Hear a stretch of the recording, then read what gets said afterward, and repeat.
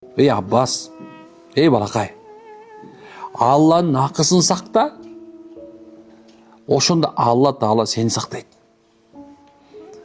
Алланы сакта деген, сен Алла менен болгон мамилеңди, Аллах намаз оку дедиби? Намаз оку, 5 маал оку, 1 маал 2 мас. Мен тамашалап айтырмын кene, бейгө төгөт болбой, Аллах айттыбы, толук аткар. Аллах Рамазандан орозо тут дедиби? Шултойздубу? Тут. Байсыңбы? Аллах сага зекет бер дедиби? Сен зекетти бер. Аллах сага Алла жолуна чык дедиби? 200-дүлөнбө?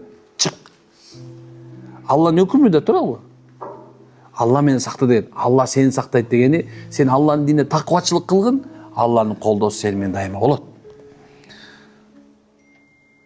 Эч убакта Алланы эстен чыгарба.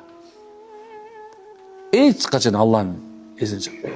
Түн болсун, күн болсун, иш кылып атасың, унутпа. Бул дүйнөнүн кичинекей бир лаззатына, кызыгына кирип, Аллах Тааланы унутуп калбаган. Эгер сен Аллах Тааланы дайыма эстеп турган болсоң, ошондо ал да кыйын учурда жаныңда болот. Кыйын учурда. Алдар кыйын учур дегенде бул дүйнөдө бир проблеманы айтат. Анан экинчиси бул кыямат күнү бардык амалдарыбыз бизге каршы болуп турганда, Аллах сиз менен биздин бир кичинекей жаман амалыбыздын берекеси менен Алла Таала баарын периштерин унуттуруп туруп, жүрөктөрдү өзгөртүп туруп бергиziп эткен. Бул дүйнөдө Алланы сакта, Алланын зикирин сакта, Алланы эсиңен чыгарба, сен Алла Таала кыйналып турган мезгилде ушундай акыбалдан чыгарат.